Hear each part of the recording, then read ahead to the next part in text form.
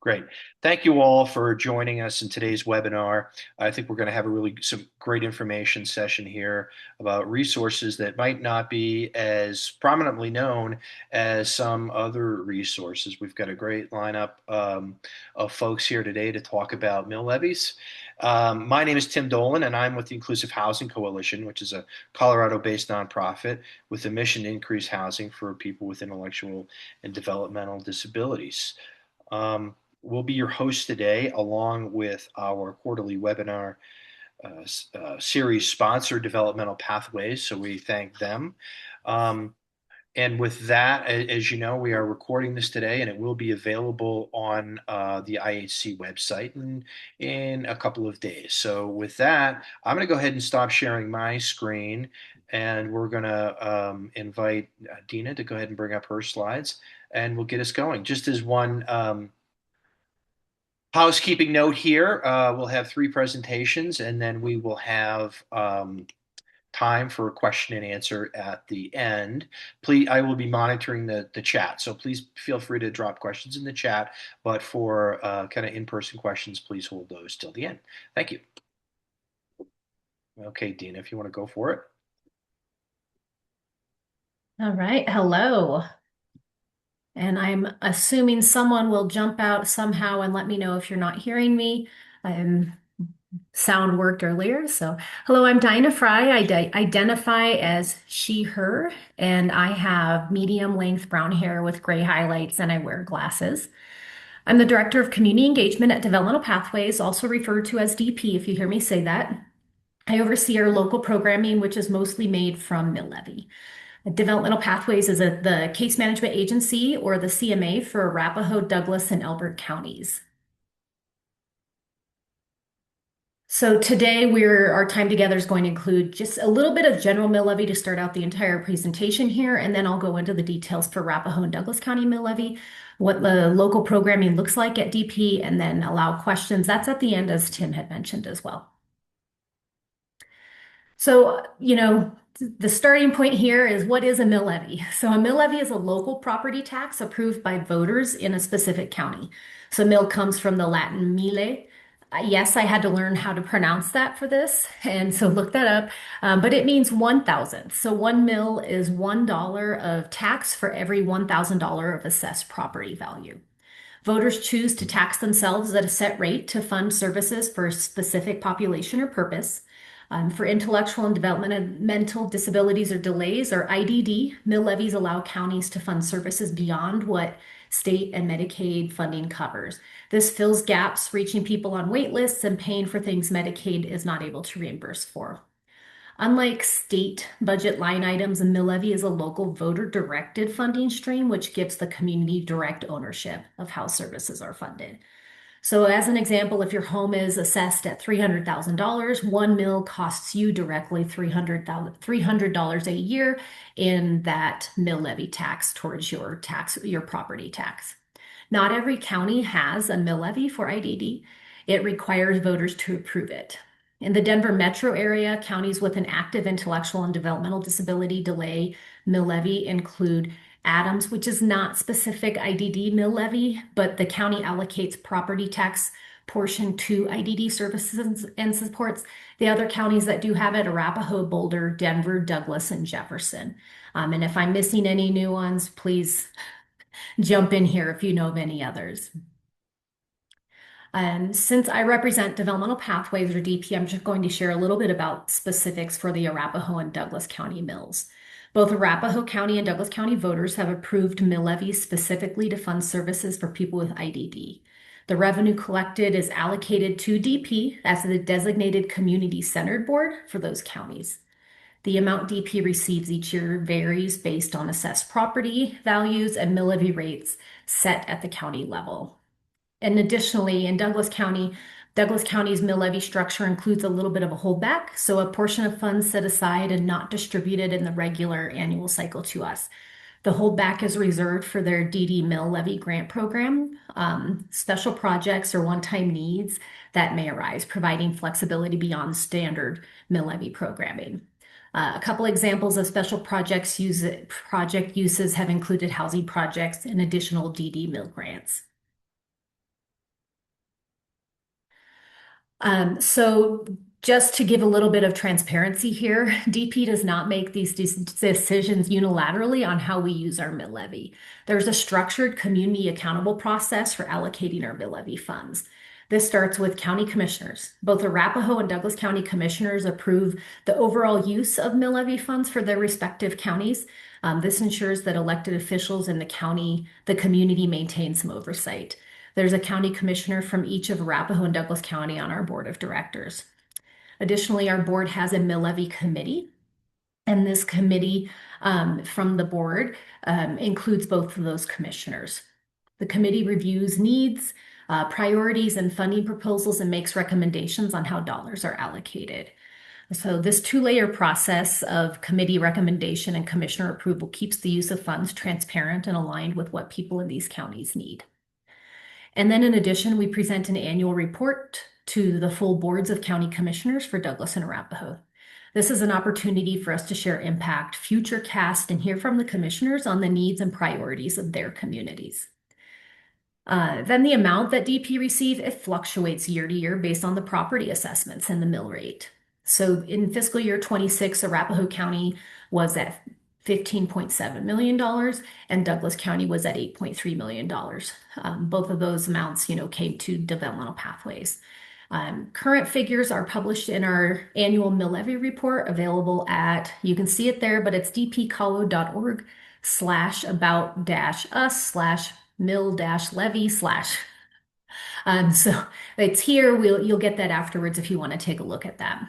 But the annual mill levy report summarizes how funds were received and used. This transparency is intentional. Voters approve these dollars. We value that, and we want to ensure the community sees how those dollars are spent. And so then how do we use this mill levy at developmental pathways? Who can access it? The first thing is you have to be a Douglas County and Arapahoe County resident. And then the second part is both you have to have an intellectual or developmental disability or delay defined by the state. So mill levy funds collected in each county stay with the residents of that county. And so residents that we might support in our services from Adams, Denver, or other counties, they're just not eligible for our Arapahoe and Douglas County mill levy. So this is not a policy choice by DP. It's how mill levies work by statute. So these dollars are locally generated, therefore they're locally restricted. So mill levy funds are intentionally flexible on how they can be used for people who are eligible. They can be used for things Medicaid waivers do not cover or do not fully fund. So at DP, our local programming, this is what we call it. And the reason we use the term local programming is because our funds come from mostly mill levy, but we also have donations and grants. We serve people who don't have intellectual disabilities, so we want some of our local programming available to them. We also serve Elbert County, and we want Elbert County residents to be able to access funding as well. So we have to go after fundraising through individual donors, private funds, and grants. So at DP, our local programming includes unmet needs, which are directly requested, from supported individuals. We also have scholarships, which is when we partner with a community provider and we work to get the cost of that event or activity or program, we get it at a reduced rate for families and we pay the other portion so that it becomes more affordable to families. We also have wraparound care coordination as part of our local programming, which is enhancing the support that our case managers do and providing crisis supports, things like that, through our local mill levy dollars. And then in order to enhance provider supports so that families and individuals have the programming we need, we do have a significant amount of money that goes to provider grants and sponsorships to directly increase access to programming for individuals with IDD. We also have trainings and outreach. We have monthly trainings for parents, caregivers, as well as for early childhood providers. And we do a lot of outreach events to reach families in the community. So then if you're looking at what are common uses from individuals and families, they're looking for services that the individuals on waivers who are not receiving Medicaid funded support. So we're often stepping in with those unmet needs for people who are not yet in services or don't yet have a provider identified. So we'll help them there. The funds also cover supplemental supports that complement or extend what a waiver covers, community inclusion activities and day supports, specialized equipment, assistive technology, transportation assistance, crisis supports, family support, respite for caregivers, staff training, and workforce development to support quality services. So basically, whatever families, individuals can come up with, if it's related to the disability, we are trying to work ourselves into saying yes to approved funding for individuals and families. Um,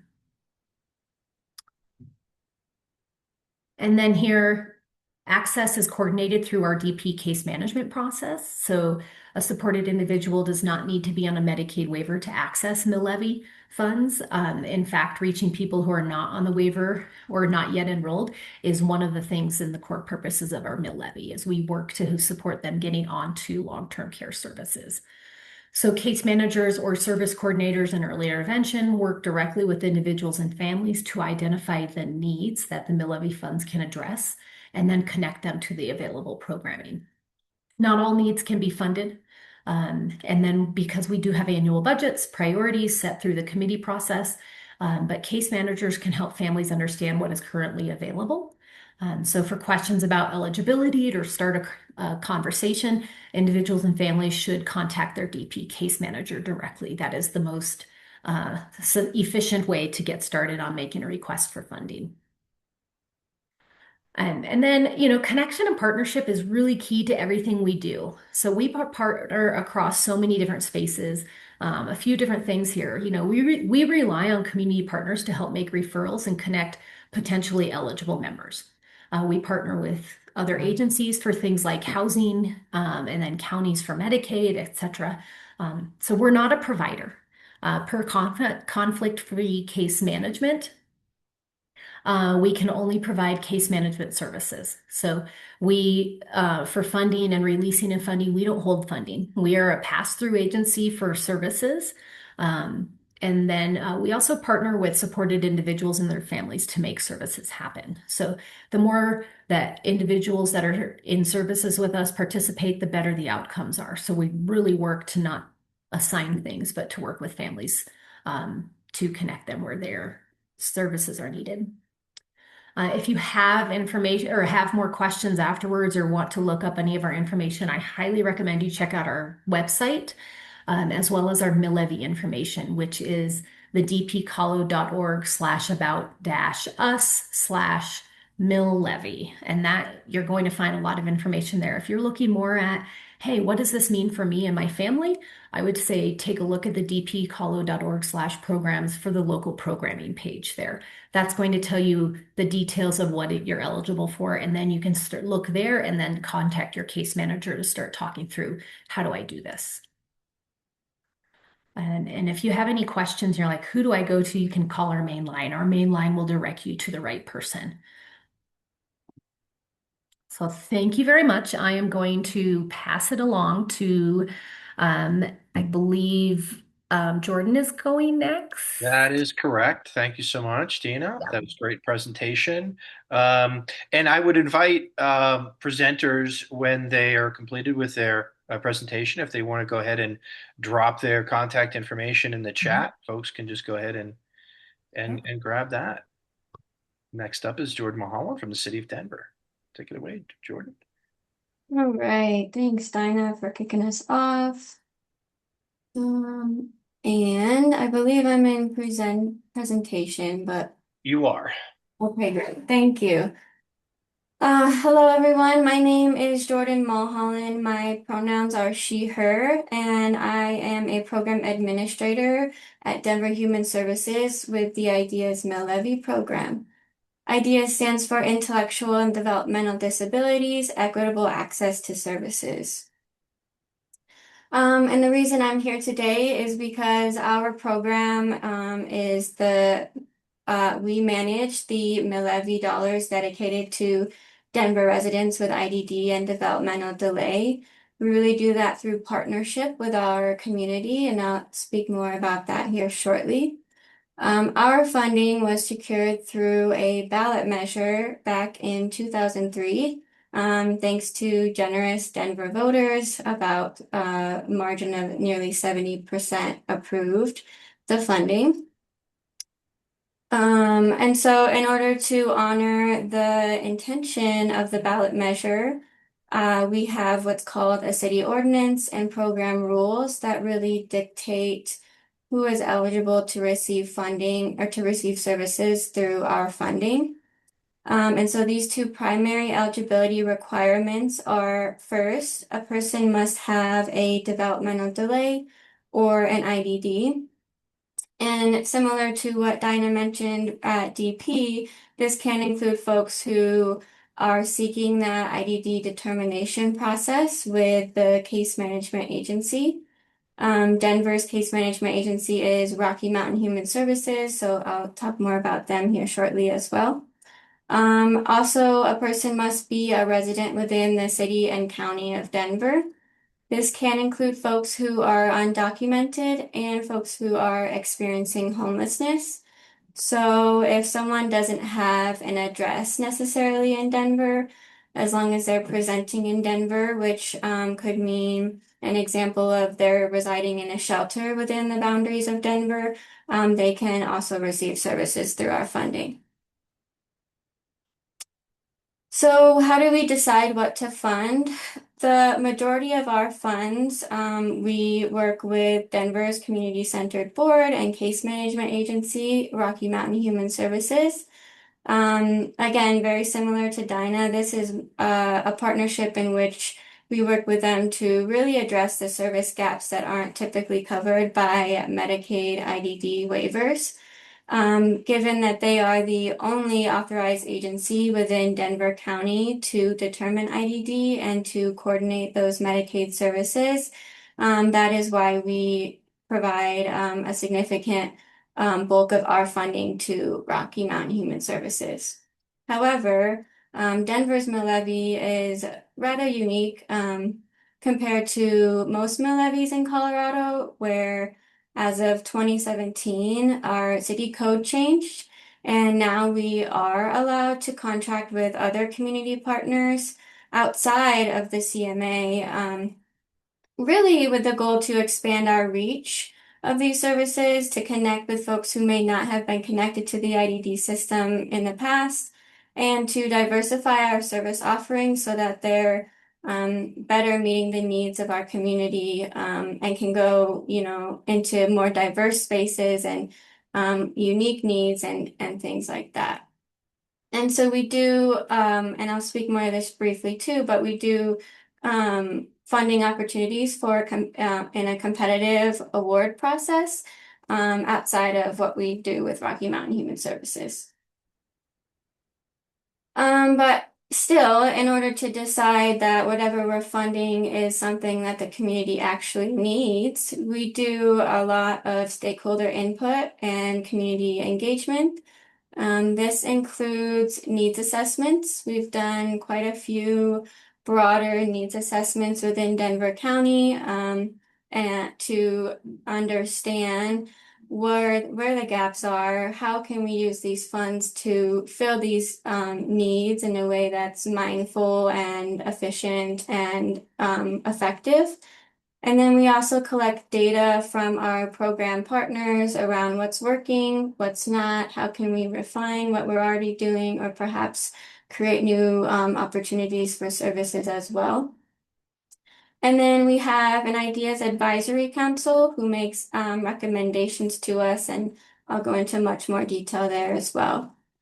And so through all of this work, we've several years ago kind of identified some main themes in terms of the needs that we're hearing from the community that you'll see on the right-hand side. These include gaps in essential services, which is predominantly the work we do with Rocky Mountain Human Services.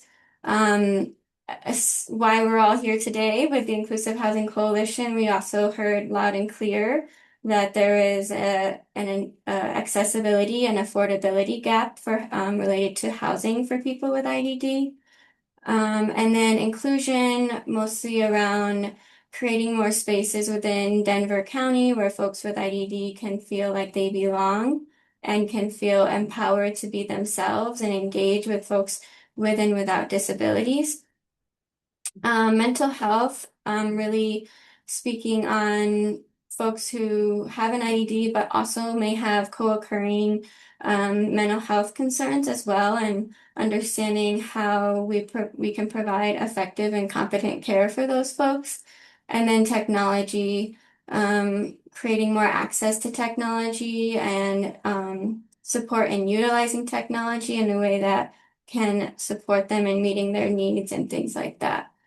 And so I just want to clarify while we're here that we do not provide direct services. We are a funder. And so we work under these pillars of service to create programming with community partners who then provide those direct services. And we work with them to ensure those services are meeting the needs of the community and adhering to kind of the work that we've been doing to get there. So our Ideas Mill-Levy Advisory Council is a crucial group of appointed community members who meet with Denver Human Services regularly to offer guidance on the needs of Denverites with IDD. These council members have IDD themselves, or they're residents of Denver who work in the field or have a loved one with IDD. And they use their lived experience to make formal recommendations to DHS by vote to help inform the management of our mill levy funds. So we've actually seen a decline in our revenue in this year and the future years, given, as Dinah so eloquently explained, our funding comes from property taxes as the value of homes decline, amongst other impacts, so does our funding. And so previously, we've really worked with the council to develop new programming with the funding that we have available. But now that we're seeing this decline, we work with them to really refine our current programming and make sure that we are meeting the needs and improving what we are already working on. So I just wanted to do a quick plug. We are recruiting for 3 open seats with the council. Our only requirement is that if you don't have an IDD, you must be a resident within Denver. If you do have an IDD and you happen to be a resident of surrounding counties but spend time in Denver or receive services in Denver, you're welcome to apply. We meet right now every other month, typically the last Tuesday of the month, from 1 to 3 virtually. And we offer a $60 stipend per meeting to compensate folks for their shared knowledge and their time with us. So applications are open until June 26th. You can scan that QR code to learn more about the council. You can register for our next meeting if you just want to listen in and even make a public comment if you're interested. And you can also apply through that QR code. And so I wanted to kind of share more about our contracted programs and direct you to that creation column that really speaks to our stakeholder input as the source of how these came to be. So as I mentioned, that first row is our contract with Rocky to fill gaps in needs not covered by Medicaid. So they do a lot of those unmet needs that similar to what Dinah had spoke upon, getting to that, yes, those types of things. And then we also have a competitive award with Rocky for the Denver START program, which is a mental health 24/7 crisis prevention program. And they support folks in stabilizing mental health crises and then also identifying and working with competent care teams, really building that infrastructure across Denver County to better support folks with dual diagnoses. And then our next 2 are under our housing pillar. These were also competitively awarded. The first one was a direct recommendation from our council that said, help Denverites better understand, plan, and pursue housing options here in Denver County. And so this is a housing stability navigation program where folks who are housing insecure or experiencing homelessness can come and receive support in stabilizing both short-term and long-term. And then as a subset of that work, based on data we'd seen in that program in previous years, as well as recommendations from our council, we just created a new contract with Jewish Family Service for rapid rehousing. And this is short-term rental assistance and supportive services for people with IDD and their families. And so folks who are experiencing homelessness can receive that immediate housing. It's temporary, but during that time, Jewish Family Service will work with them to stabilize, get the supports they need in place, and then really work on identifying a permanent housing option that meets their needs and one that they can afford as well. The next one is in our inclusion pillar. This is with Autism Community Store. They do a program called Sensory Friendly Denver, where they work around many places in Denver that folks engage in, like the airport or the Denver Art Museum, for example. And they work with staff there to do an assessment and identify where they can support them in creating more sensory friendly spaces and offer training and resources to really get there. The next one is a partnership with the Denver Public Library. We have a full-time IDD digital navigator there at the library who works with folks with IDD that come into their library and need help with anything related to technology, whether it's signing up for Wi-Fi, whether it's understanding how to use their phone or their iPad or apply for benefits. This person is available to support with that. And then lastly, we offer what's called a Voices mini grant program. And these are smaller dollar amounts for specific projects. So these are about $40,000 or less projects that, again, are competitively awarded, usually currently on an annual basis. For folks who want to create more opportunities for people with IDD to feel included and to feel empowered and promote self-advocacy as they engage with the larger community. And so you can go to our website and see all of the current awardees of the Voices Mini Grants program and see all of the cool things that they do there.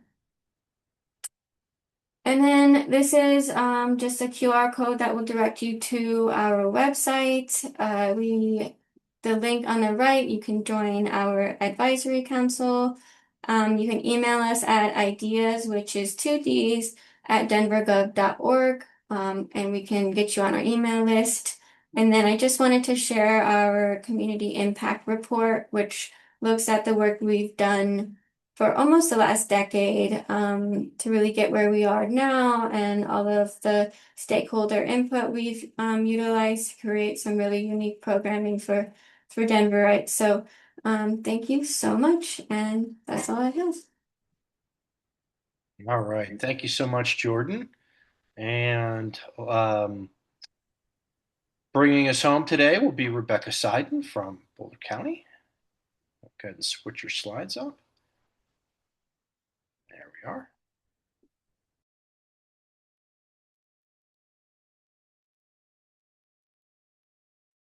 You're still on mute, Rebecca. Afternoon brain there. Thank you for inviting me.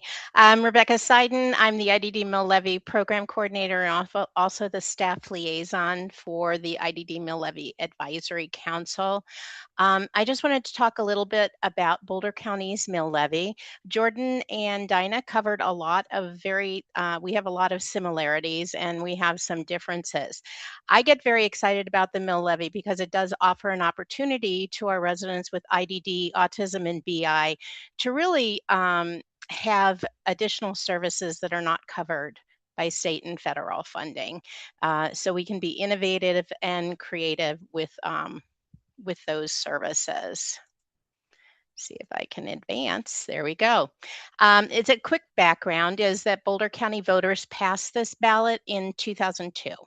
And the funding provided supports for really only 4 agencies initially.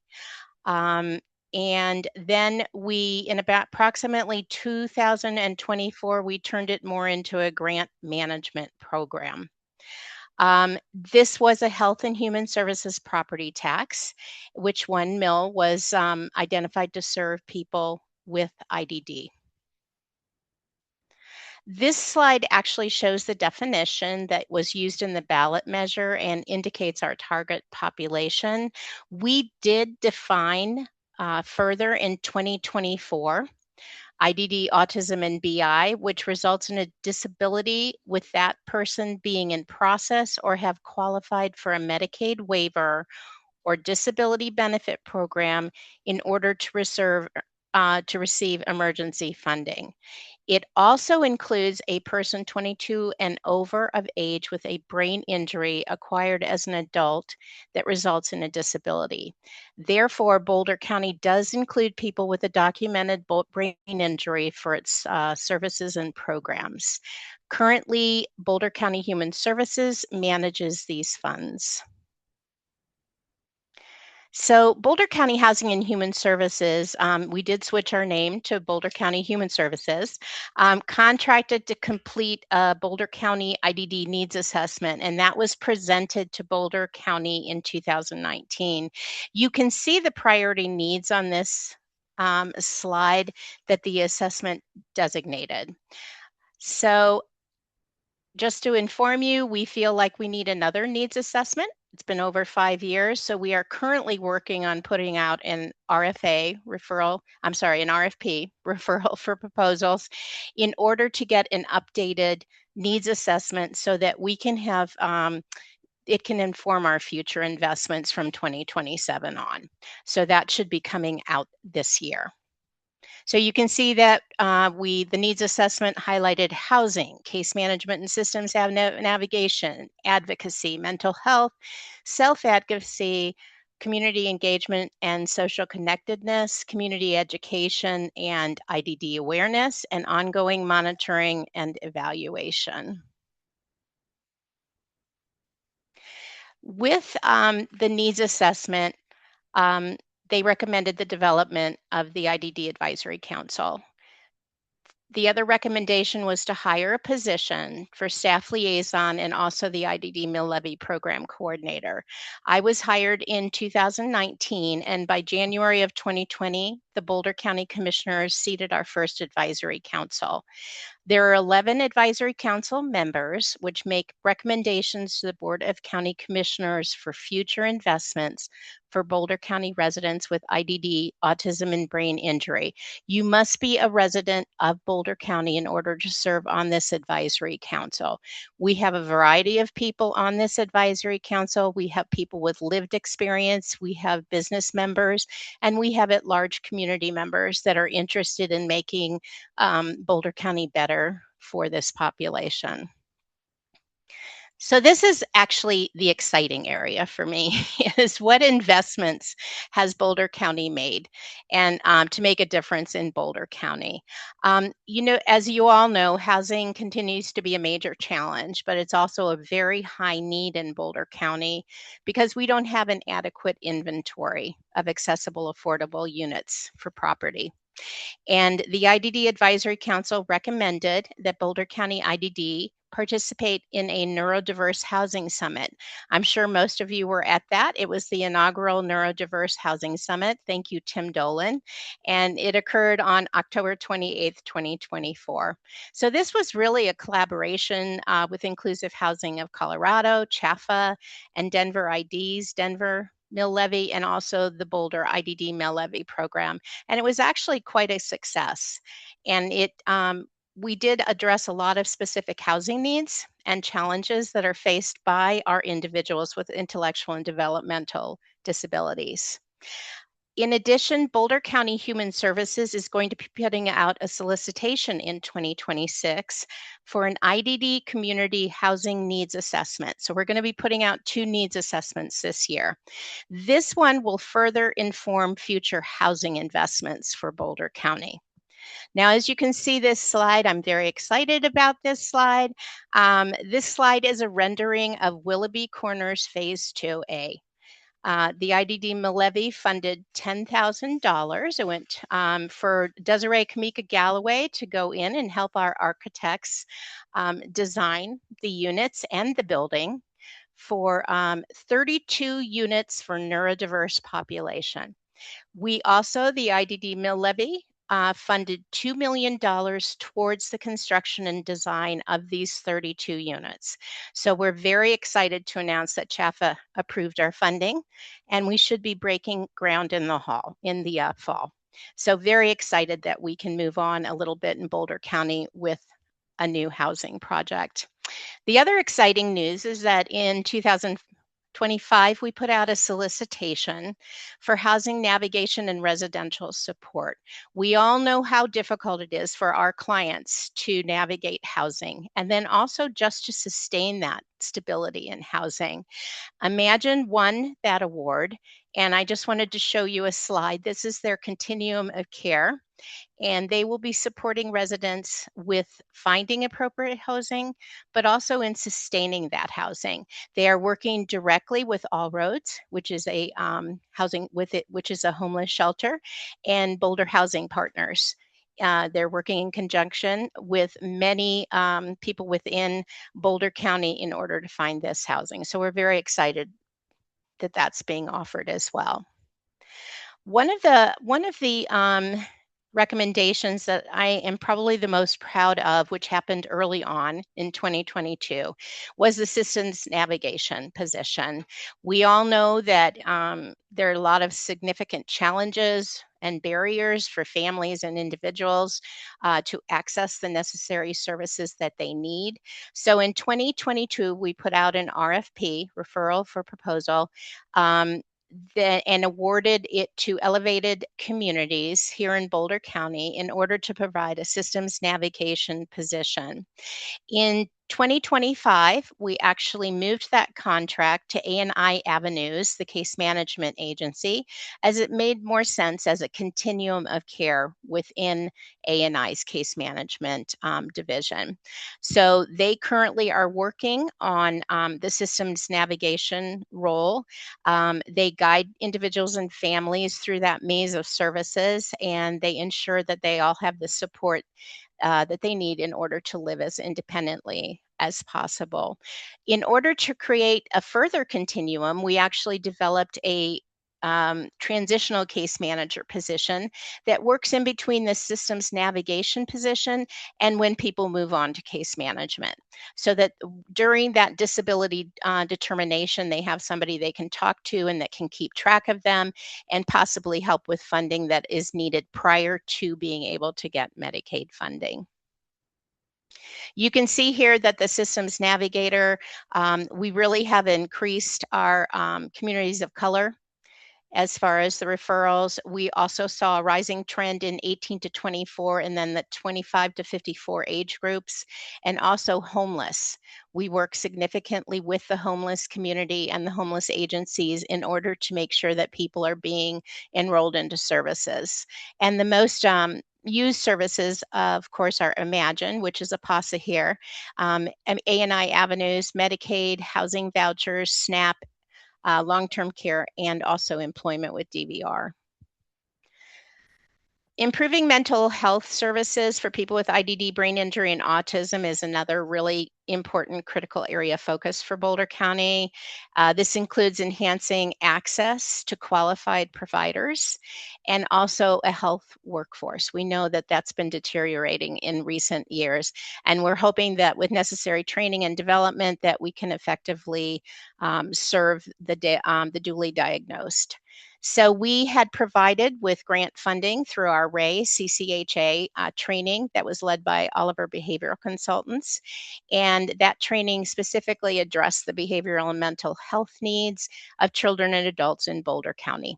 And that was very successful in bringing on the comfort level of more providers in order to take more clients, which were within the IDD brain injury and autism population. We also worked on a grant was awarded to Imagine, the PASA, with the 2024 referral for application to support a behavioral management therapies and education clinic. And that is a multidisciplinary service, and it's aimed at providing a comprehensive behavioral, psychological, and psychiatric support to individuals with IDD and BI and autism in Boulder County. It does offer holistic assessments and then medical testing if needed, and then they provide recommendations on findings.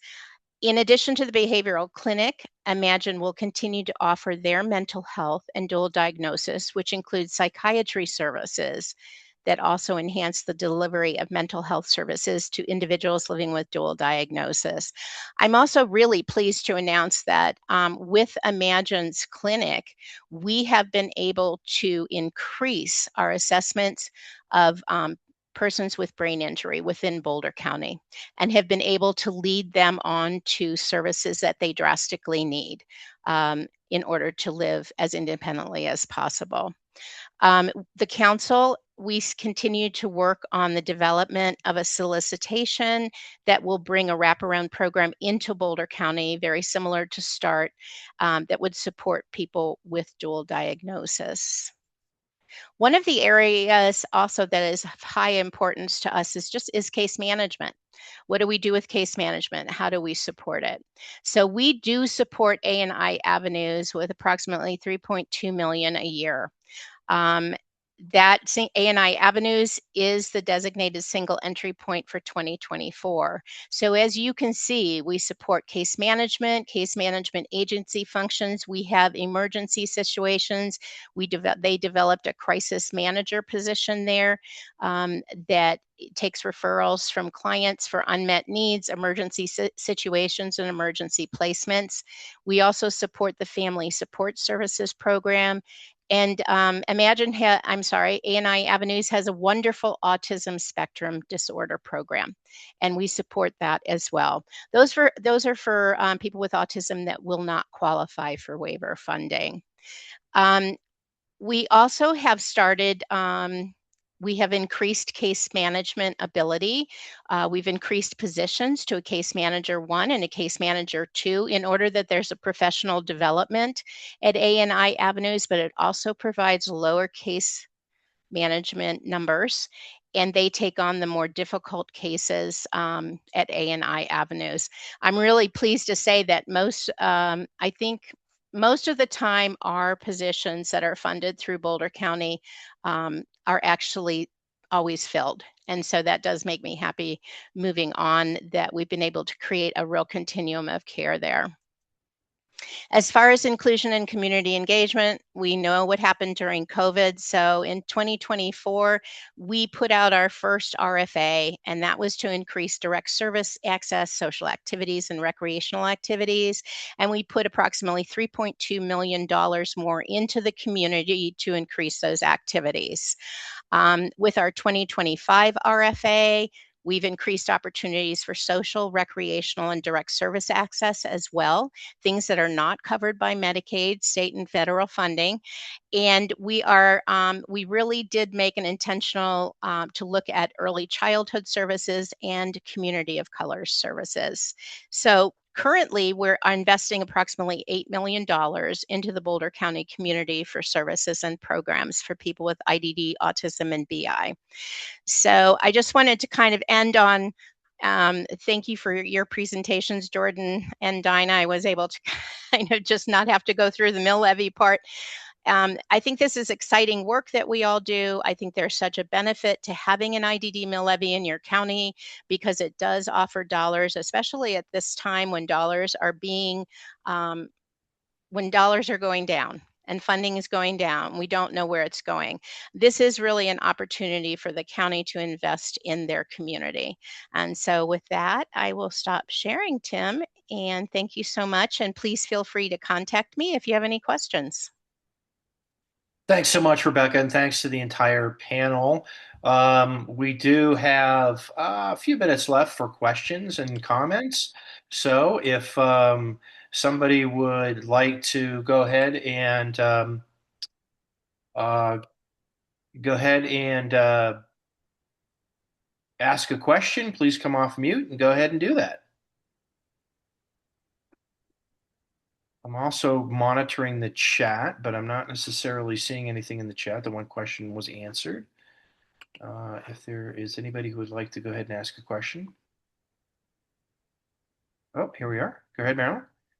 Hi, I'm Marilyn Fawcett, and I'm the guardian repayee of an adult son with fetal alcohol syndrome, and we started out in Boulder County, so I appreciate that he got qualified for IDD, and he's now in Aurora. So he's in Arapahoe County with DP. I just had a question for the last presenter about autism not being included in IDD, because I'm an advocate. And I'm just curious. I've never seen that before. Maybe could you address that? Because I would guess they have to have low adaptive scores if they don't have a low IQ. Thanks. Exactly. And we know that sometimes people with autism do not qualify under the state definition. And so what we do is in Boulder County, we have an autism spectrum program that can help people who have autism that would not qualify for the Medicaid funding. We have a program that will work with them and provides funding for certain activities. There is a wait list.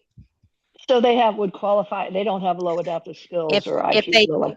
If they're not meeting the qualifications if they're not meeting that qualification in order to enroll in the Medicaid waiver, those are the people that are going to be in that autism spectrum program. They don't have the scores. They don't have the adaptive scores. They don't have the IQ scores. And that's only available, though, for people with autism, not other diagnoses. Yes, that program is only available for autism, the autism spectrum program at ANI. And they've been running it for a very long time. It's been a program that's been in Boulder County for years. Okay, thanks. I did have another question, and this, I don't mean to be controversial, but I know that they're cutting back on services from Medicaid for certain people that are providing care for their kids. I think this is for the person in Denver who decides that they will serve people that are undocumented, because I have a problem with that when needs for people that are U.S. citizens are having their services cut. I'd like to know who makes that decision to include people. Thank you for that question. That's determined through our program rules, which was a process done. I think there's like a public comment portion of that, but then it's ultimately endorsed by our city council. And so you always are welcome to either talk to city council members directly or make a public comment at our mill levy our ideas advisory council. But I think the intention is that because we aren't federally funded, that we're not constrained in that way. And so understanding that there are folks who are undocumented in Denver County, that wouldn't exclude them from accessing our funds because these aren't federal funds. And what about Arapahoe County? Is that true there with the mill levy? Is it open to people who are not documented? Hi, Marilyn. So I'm jumping in. So I'm with Developmental Pathways, so I wanted to just jump in here. Yeah. Yes. So Marilyn, in order to access mill levy in Douglas and Arapahoe County, they have to be connected with a case management agency. So you may not choose to work with Developmental Pathways. You might work with RMHS, but you still have access if you've gone through the process to identify that you have an intellectual disability and delay. So that is what we're using is that state definition of having that, which means you're connected with a case management agency. So there we have people who are not citizens necessarily, but they are residents who are in services with us who may access mill levy because they live in Arapahoe County and they have that documented IDD, but they have to go through the state first, and the state determines who is eligible, not us. Yeah, and would you be specific on because my son right now he's applied for to get some extra evaluations for his behaviors. He gets residential. Luckily, Mhm. he's being served in residential. And what kinds of things? Because I'm as a parent would like to know that too. Yeah. What specific kind of things might be covered that we can Mhm. request or our DP Absolutely. case request? I'd So if appreciate you have services that are beyond what the waiver covers, you can put in the request, especially if it's health and safety related. If it's accessing the community safely, that's definitely something you should talk to your case manager about requesting that funding for. So you mentioned, Marilyn, that there's a lot of changes happening with Medicaid, state level and federally, cuts to how much people can access. DP for this next fiscal year is setting money aside. We are increasing the amount of mill levy going out to the community. We are also looking at using some board approved funds from our savings to support families and providers more this next 3 years. So we are allocating extra additional funding out, and it is intended to be those health and safety needs. And so that it's hard for us to say exactly what it is because Marilyn, your son is very different than anyone else's. And so Yeah. Oh, I that's why know. we're like we're saying it broadly, health and safety, because that might be more additional respite that you might need. That might mean, oh, you know what, your son needs additional help in his home because you said he lives independently. Well, it might be more than No, what the he waiver doesn't. covers. No. Oh, he's not? Oh, Okay. no, no, no. He's in a one of the homes with three clients, Okay. So and 24-hour.